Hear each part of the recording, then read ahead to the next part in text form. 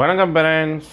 ஏகேஒய் தமிழ் அன்பழகனின் ஆங்கில புத்தாண்டு நல்வாழ்த்துக்கள். புத்தாண்டு போகிறோன்னு பார்த்தீங்கன்னா எங்கள் வீட்டாண்டு இருக்கிற விநாயகர் கோயிலுக்கு ஒரு கற்பூரத்தை வச்சு வெளியில் ஏற்றியாச்சு. அதுதான் பார்த்துட்ருக்கேன். ஏற்றி முடித்த உடனே பார்த்தீங்கன்னா விநாயகர் அவருக்கு சிறப்பு பூஜைகள்லாம் காலையில் நடந்தது ஒரு 6 மணிக்கு. அப்போ பார்த்தீங்கன்னா விநாயகருக்கு பாருங்கள் அலங்காரம்லாம் நல்லா பூ பழம் எல்லாம் வச்சு நல்லா அலங்காரம் பண்ணி போட்டு வந்தது. பக்கத்தில் பார்த்தீங்கன்னா ஒருத்தர் விசிறியோடு இருக்கார். விநாயகருக்கு உள்ள மூச்சு திணறல் ஏற்பட்டால் விசிறத்துக்கு இருக்கார். அது மாதிரி வைப்பாங்கன்னு சொல்லியிருந்தாங்க. அதை தான் பார்க்குறீங்க. அதுக்கப்புறம் பார்த்தீங்கன்னா எங்கள் வீட்டு பக்கத்தில் இருக்க முருகர் கோயிலுக்கு சொல்லியிருக்கேன். அந்த முருகர் கோயில் போய் பார்த்தோம். அங்கே பார்த்தா முருகரும் அலங்காரத்தில் இருந்தார். முருகர் வீட்டு பக்கத்தில் இருந்த முருகர் போய் பார்த்துட்டு உள்ளே பார்த்தீங்கன்னா வெளியில் உற்சவர் உள்ளே பார்த்தீங்கன்னா முருகப்பெருமாள் வள்ளி தெய்வானி உள்ளேயும் இருக்கார். இதை பாருங்கள், இவர் தான் உள்ளே இருக்கார். அவருக்கும் சிறப்பு அலங்காரம்லாம் பண்ணியிருந்தாங்க புத்தாண்டை முன்னிட்டு.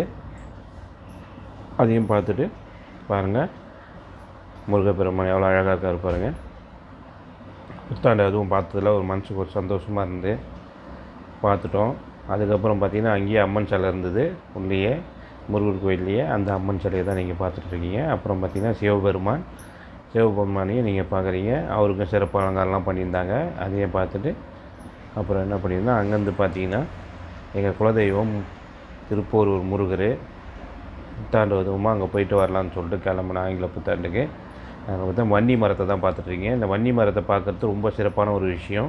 வன்னி மரத்தை பார்க்கும்போது நமக்கு செய்த பாவங்கள்லாம் விலகி மோட்சம் கிடைக்குன்னு சொல்லியிருக்காங்க. இங்கே வெளியில் பார்த்தீங்கன்னா திருப்பூரூர் போனால் நிறைய பேருக்கு தெரியும். வெளியில் தான் கொடி மரம். இங்கே தான் பார்த்தீங்கன்னா கற்பூரம்லாம் ஏற்றிட்டு அதுக்கப்புறம் உள்ளே போவாங்க. அதுக்கப்புறம் பார்த்திங்கன்னா அங்கேயே கோபுரம் இருக்குது. திருப்பூரூர் முருகப்பெருமான் கோபுரம் பாருங்கள். கோபுர தரிசனம்ன்றது கோடி புண்ணியன்னு சொல்லுவாங்க. எப்போதுமே காலையில் எழுந்துக்கும் போது கோபுரத்தை கண்ணார பார்க்கறது நமக்கு எல்லா பாவத்தையும் நீக்கி நன்மை தரும், கோடி புண்ணியன்னு சொல்லி பெரியவர்கள் சொல்லியிருக்காங்க. இந்த கோபுரத்தை பார்த்துருக்கீங்க. அதனால் நேற்று நாங்கள் முதல்ல புத்தாண்டு பிறந்தவொடனே சரி எங்கள் குலதெய்வ கோயிலுக்கே போயிட்டு வரலாம்னு சொல்லிட்டு திருப்பூருக்கு போயிட்டு அங்கே போயிட்டு பார்த்திங்கன்னா ஏகப்பட்ட கூட்டம்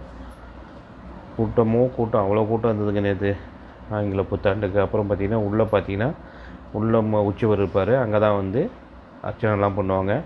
நாங்களும் அர்ச்சனை வாங்கி கொடுத்து எங்கள் பேருக்கு அர்ச்சனை பண்ணிக்கிட்டோம். புத்தாண்டு அதுவும் எந்த நோய் நொடியும் இல்லாமல் எல்லோரும் நல்லா இருக்கணும்னு வேண்டிக்கிட்டு முருகப்பெருமானை பார்த்துட்டு உள்ளே பார்த்திங்கன்னா நிறைய பேர் வந்திருந்தாங்க. அவங்களாம் எல்லாருமே அர்ச்சனை பண்ணிவிட்டு உள்ளே இருக்கிற சுவாமி தரிசனம் பண்ணிகிட்டு இருந்தாங்க. எல்லோரும் கிட்டத்தட்ட பார்த்திங்கன்னா சாமியை பார்க்கறதுக்கே 1.5 மணி நேரம் 2 மணி நேரத்துக்கு மேலே ஆயிடுச்சு. காலையில் ஒரு 5 மணிக்கு ஆரம்பித்தாங்கன்னு நினைக்கிறேன். அதுலேருந்து பார்த்திங்கன்னா ஏகப்பட்ட கூட்டம் அப்படியே கண்டினியூ ஆகிட்டு இருக்குன்னு பேசிகிட்டு இருந்தாங்க உள்ளே. அதை கேட்டோம்.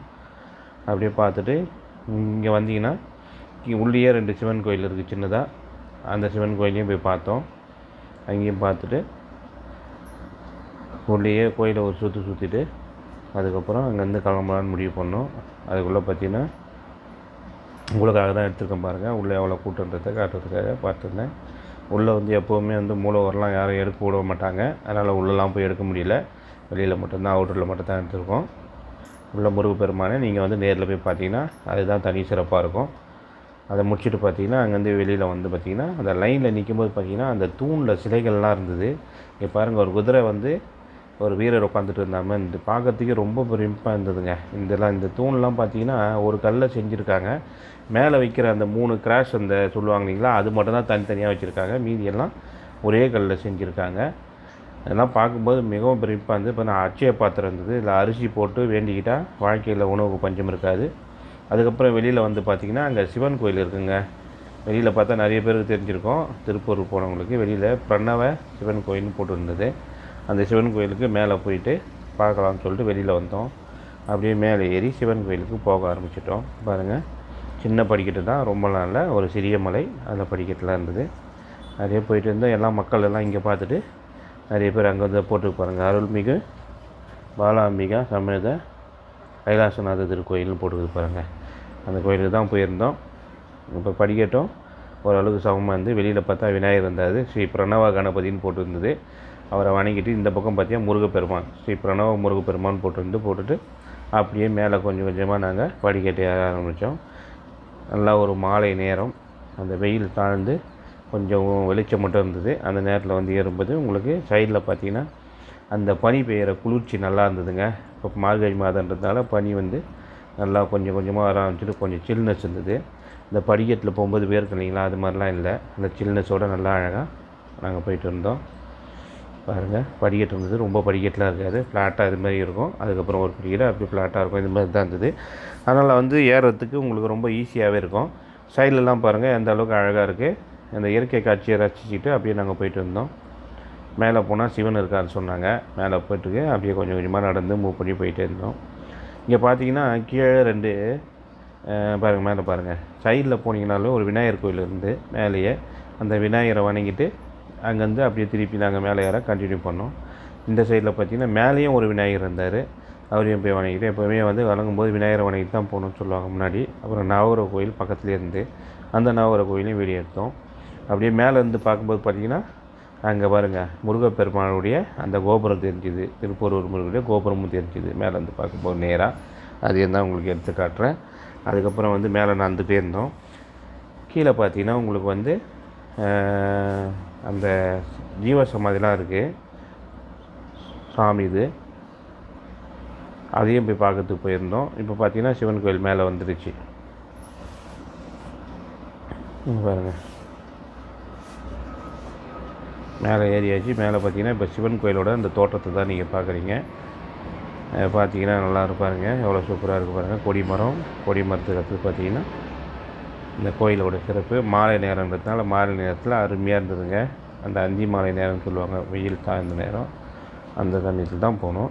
அப்படியே நடந்து போனீங்கன்னா கீழே மரம், அந்த மரத்துக்கு பார்த்தீங்கன்னா அரச மரம் இருந்தால் அரச மரத்துக்கு கீழே பார்த்தீங்கன்னா நாகர் தேவதை வச்சுருந்தாங்க. அது பக்கத்தில் கிருஷ்ணன் பொம்மை இருந்து சூப்பராக இருந்துங்க பார்க்கறதுக்கு.